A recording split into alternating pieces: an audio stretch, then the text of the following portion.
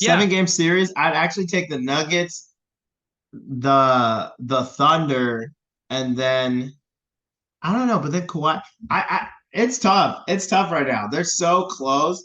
I'd actually take the Nuggets. I think I'd take the Clippers too. And then I think I take the Thunder. I don't trust the Timberwolves in a 7 game series. I just think Anthony Mhm. Edwards has once in a while too many games where he just goes 10 points, or less. And I really think if a team locks in on them, I think they could really limit their scoring. I think it's a little bit tougher. Like, you have Gobert out there, and then if you don't, Jaden McDaniels is probably one of the best on-ball scorers in the league right now. But we know he can have a Mhm. little bit issues with scoring. So I think I think I'd take the Nuggets, and I'm taking Kawhi in a playoff series. Fully healthy as he's looked this year, PG and James Harden. And so, I trust the vets in the playoffs, and so that's why I go Nuggets, Clippers, and then I kind of like the Thunder more than the Timberwolves, and then the Timberwolves, just because of SGA. I know if I need a bucket, Shea's gonna get me a bucket. So the Thunder is the team I wanted to ask you about because this is a team, going into the season, they're a young team. I think we both liked what they could be. I think our hot take upside for this team was home. This team was going to be home court, first round, top 4 seed in the playoffs. Fantastic regular season. Shea was first team All NBA last year, so they get Chet, Jalen Williams year two. All the guys. It would make sense that they would be a better regular season team, but that that game against the Nuggets, that I think we talked about a little bit, but I know that the Nuggets didn't even necessarily play their best game in that game either. But the Thunder just have so many guys right now, and they can all kind of get a bucket, and they can all kind of switch a little bit and play defense. And I know Giddy's not necessarily a shooter, and some guys the defensive numbers may be up and down, and they're actually getting ready to play the Thunder as we Tonight. record Yeah, this. So yeah, 5 minutes. Yeah, by the time this drops, we'll know what that result is. So maybe they totally turn this around, but especially maybe the Nuggets just blow them out and maybe they disregard all this. But especially with the way Shea is playing right now, and I thought we think this team could be a good regular season team, but do you actually think that they could win the West this year? And it's Jokic at the top. I think we both agree on that. The West still goes through Jokic in a 7 game series. He's tough to beat. But looking at the other competitors, like I don't necessarily disagree with you. And I would even consider putting them at number 2 right now for the Western Conference. In that last 15 games that I mentioned earlier, that we were talking stats for Nuggets Timberwolves, the Thunder were the one team that was better in than the Timberwolves in net rating over the last 15 games.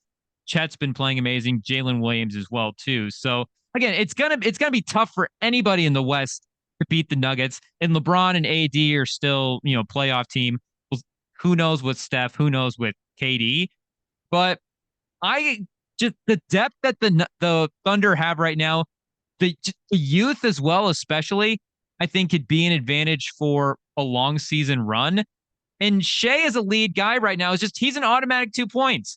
When he gets it, when Shea just decides I'm gonna go to the mid range and get to the free throw line and do that little like turnaround step back, okay. If he decides he's doing it, it's 2 points. If the Spurs are playing him and you can see him getting ready for that shot, it's like, okay, just count. I just go back on defense already. It's gonna be 2 points. The Thunder have already scored. He's insanely automatic. You can go to him at the end of games. You're gonna be able to do it in a playoff series. So I don't really know what is the case against this team at this point, other than they're just super young and they've never really done it before. And again, the West is the West can be tough for anybody to beat the Nuggets. We get that. But looking at the rest of the team, the depth that they have is going to be a nightmare for anybody in the playoffs. yeah, no, it definitely is. And this team is currently on. Let's see here, one, two, three, four, five. So they're currently won the last 5 of their 6, including the Clippers, Timberwolves, and the Nuggets. In those games, the only game that they lost in those 6 is against the Lakers with LeBron dropping 40. But they've been really hot. I mean, you look at most of their games, and they haven't really ever gotten blown out. I mean, I think their biggest Hmm. loss of the year is against the Kings, and that's a 12-point game. So every other game, it's 4 or Sacramento. 5 points. Yeah, against the Kings. But beyond that, and it seems like the Kings have beaten them so far. Yeah, the Kings have been perfect against them this year. Ooh, So, so maybe that's the matchup another team that can, all their guys can shoot. They're really fast, really young, and keep up with them. But for all the bonus other revenge. teams, yeah, maybe. But all the other teams have had issues with them, including the Timberwolves, who lost by they lost they let me talk about some sounders. They lost by 23 against them. And it's just Hmm. they just keep when you keep looking over and over again, it's all of their five, almost averaging 20 points. I mean, it seems like most of their guys are chipping in.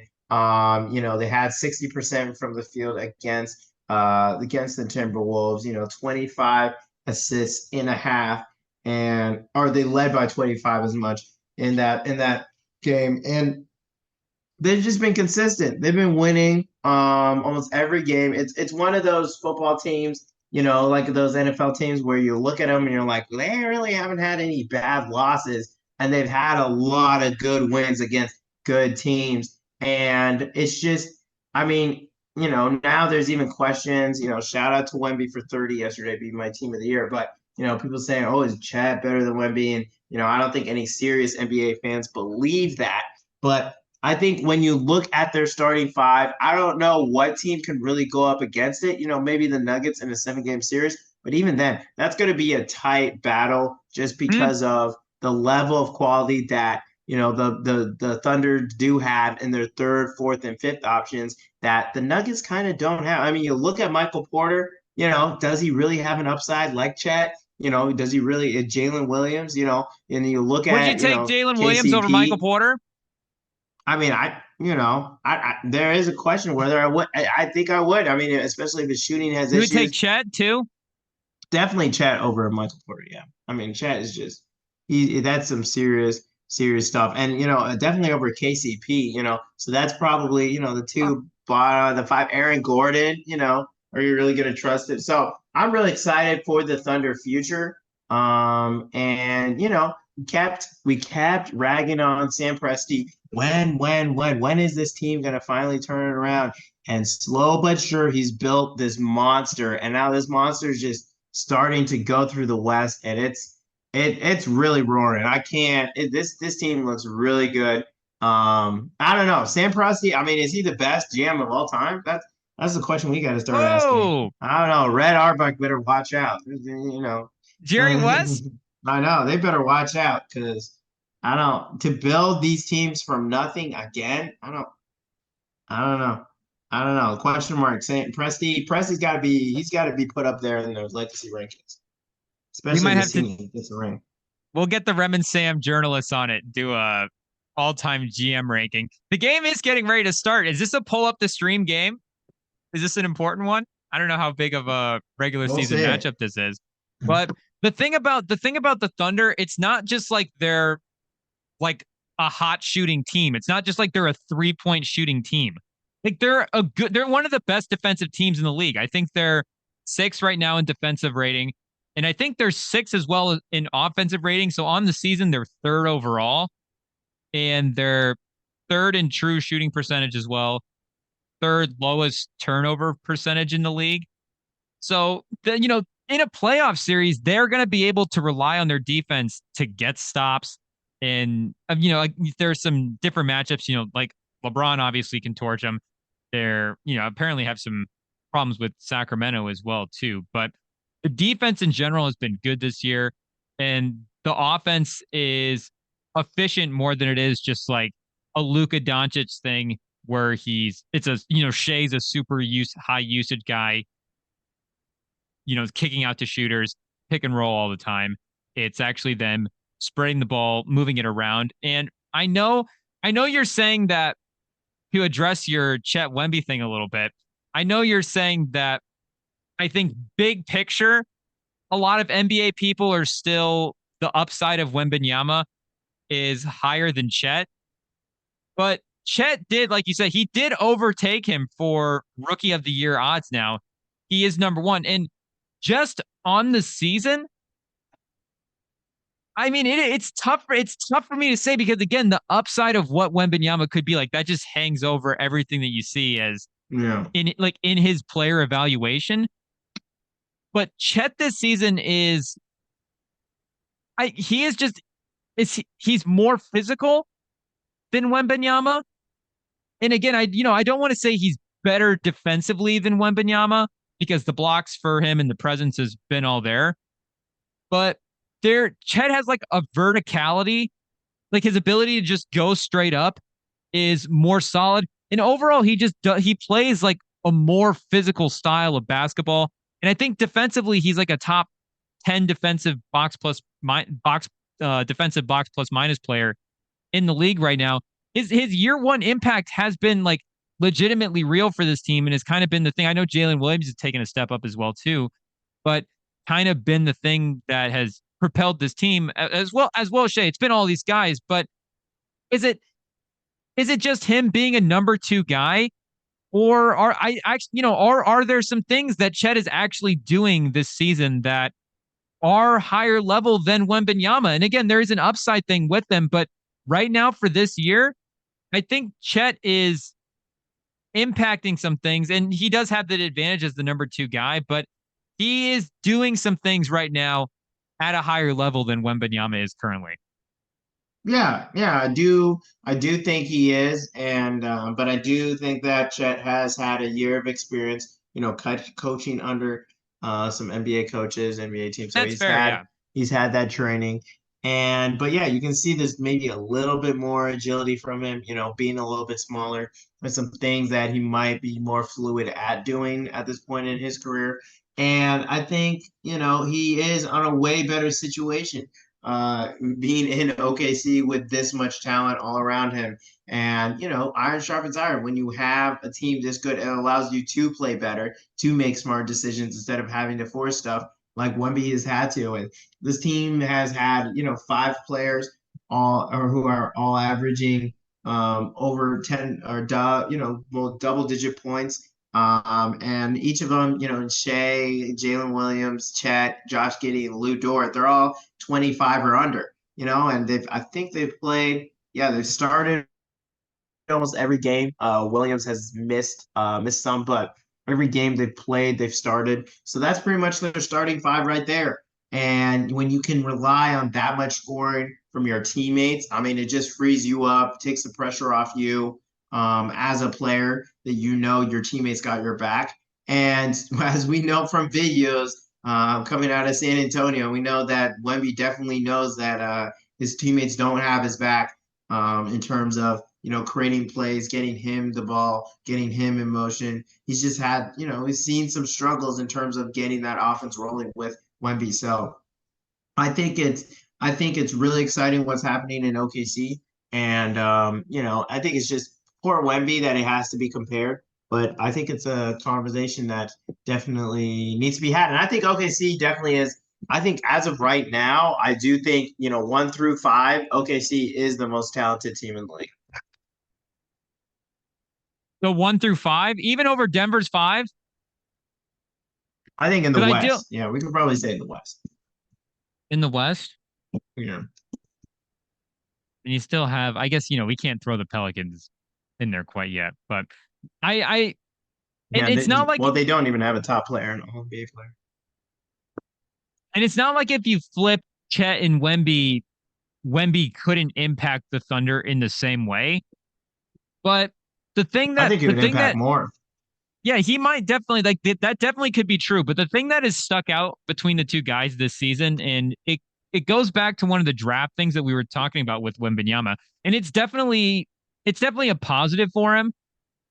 But offensively and just in general with his game as well too, he was getting and from us he was getting Durant comps, Kevin Durant comps, and Kevin Durant is a big guy in the fact that he's tall, but he does play the game like, a quote unquote smaller player. And he has moves where he definitely uses his size, but he's not a physical guy in a sense. Yeah. I think Durant is a finesse guy. And Wemby is a finesse guy, and Chet is not. Chet is a physical guy, and Chet is, I know he's skinny, kind of like Wembenyama. Obviously, they're built the same, but Chet is strong, and Chet takes contact down low at the rim. Pause. He again with the verticality thing, his ability to just go straight up. Where Wemby gets a lot of his blocks, and Chet does too, but it's a lot of help side, a lot of length. Where Chet is Yeah. often it's just him being in the right position, and he's still able to use his length at times to affect the defensive possessions, but he plays the game bigger than he is, and Wembenyama doesn't necessarily do that. And I think that has been and not it hasn't really affected him defensively, but I think it has affected him offensively anyways. Where this is going to be tough to say, especially too because he just torched the Blazers last night. He had Yeah. 30 points on him, but the Blazers literally had no center. Aiton was out, Yeah. Robert Williams was out. The only guy they were playing was Moses Brown, and he only played like 13 minutes. Fouls, Wemby. It's a good thing that Wemby is still able to get out there and torch Moses Brown, but Mhm. a lot of the looks that he's getting were, I mean, his first basket was a good spin layup kind of shot, but really there's no contact. Like he should have done that if he is Victor Wembanyama. There was nobody really to compete with him on the other end. So he should have gone out there, had a big day.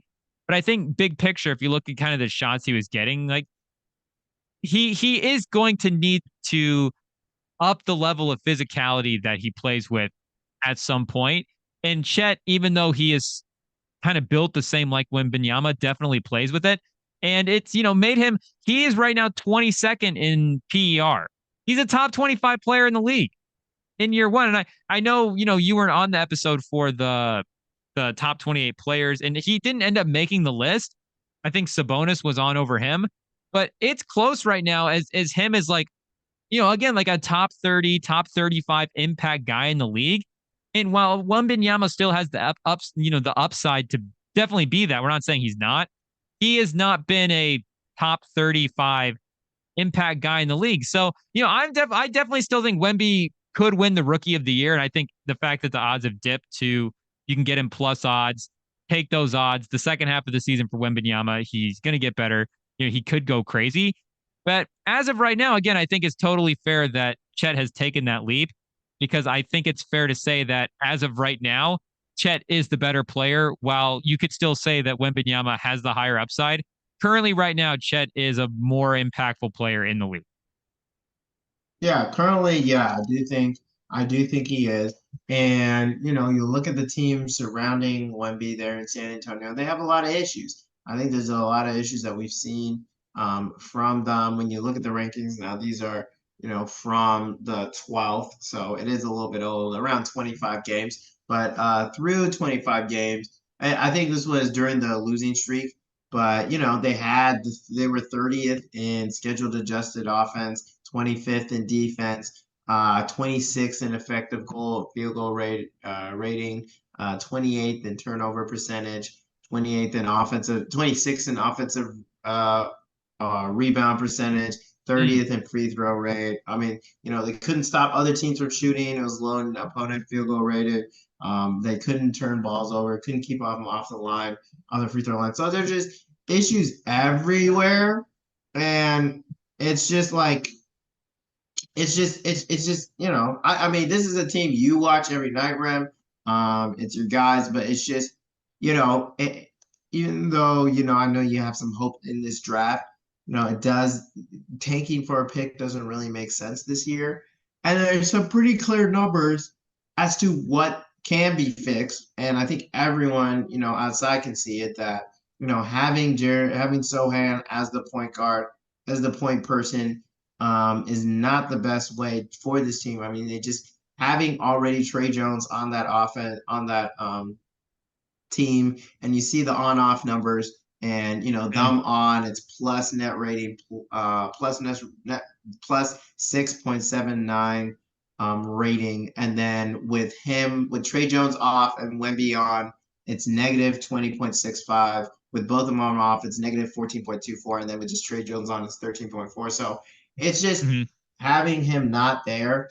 It just hurts a young center, young big man in Wemby because the others, such as Sohan, do not know how to play it. They've definitely started to go away from the Sohan at point guard a little bit, but even with Trey Jones at the point, the offense definitely functions better. But to be honest, like the offense generally doesn't generate a lot of good looks. Like when the Spurs are playing well, again, it's like we were saying with the Thunder, that's kind of the complete opposite, where they are a team that is just when they're playing well, they're just hitting a bunch of threes. Like there was a game the other night when they were playing the Mavericks, and I think they hung in that game for quite a while. I don't remember what the final score ended up being, but when they were hanging in that game against Luka, it was because they hit like 5 threes in a row. It's not necessarily because it was like, oh, good looks, Wembenyama set, get him to the rim. Oh, now it's the Keldon Johnson thing. Oh, now Vassell has his turn with the ball. And, you know, I don't know if that's the brain drain. To be honest, like I think the Becky Hammond thing could be a big deal. Her not being around anymore the last couple of seasons. And Udoka's more known for his defense, and Will Hardy hasn't been there for a couple of seasons either. I know his loss is a big one as well with what he's done over there in Utah. But I think they're gonna have to figure out how to run this offense a little bit differently because I still like the players that are on this team. I still think the Sohan thing is definitely, the Sohan point guard experience has definitely been tough, but Keldon Johnson, Vassell, Branham, like all these guys I still like, but I think something needs to be adjusted on the offense. Who is, obviously who's running point, who's setting everything up, but just a general philosophy, I think, of how it works and what the focal point of it is. Because I don't think in general there's really a focal point either to what the team is doing. Everything's kind of loose and everything just kind of is random. And again, there doesn't really seem to be a big picture plan of this is where we're trying to grow this. And this is kind of crazy things to say for pop coach team. I'm not saying that they can't turn Yeah. this around. This could just be early season experimenting, but it is something to monitor to see at what point does it become the thing that they're doing and not just experimenting. Yeah, I don't know. Maybe we should stop paying these coaches so much. I mean, two of the highest paid coaches, Monty Williams Oh no, give and Pop all the Pop. money. That's not what I'm saying. I don't know, man. It's If I'm that's how just if that's how it came off, I er, take it all back. no, I don't. I'm saying that, it's just something I'm noticing. The coaches that make the most, their teams are struggling the most this year. So I don't know. I do think coaching has to be seriously looked at on this team in terms of, like you mentioned, offense should not be this hard. And yes, I understand it's a professional league and you got to respect the players, but at the same time, you got to have expectations for yourself. And I understand teams, someone's got to be 30th, someone's got to be 26. Like I understand all that, but at the same time, you gotta have to have you need to see some growth or some kind of building to get up there. And there's a reason. I mean, lest we forget, the Spurs did have a franchise record in in a losing streak this year. So this is definitely some of the worst losing that the team has experienced. I mean, this has to be one of the worst teams the Spurs have ever had. So and that's something you don't really want to say after getting another generational player on your team. So I just think that they just got it. There has to be a way. There has to be a way. You got to make it work, and that's what happens when you have players of that caliber like Wemby. You got to cater to him. He has to be. Sometimes, especially with these great players, they got to be bigger than the system. And I know the whole Spurs thing is, oh, we have this system, and I get it, but Yeah. things kind of have to cater for him. He's the No, number one priority. I think you're 100% right. I think that is I don't know if that's the unspoken thing that's going on in San Antonio, but that's kind of been Pop's whole approach to the Wembenyama process is to downplay. He's not necessarily downplaying its significance, but I mean, you look at all of the media that he was doing at the time of the draft, and just again throughout this whole Wembenyama thing, he's just kind of been like, hey, we have other guys here. We have a team. We're trying to do a thing. And I think that's definitely carried over on the court, where on the court coaching, they're not coaching like this is Wembanyama's team.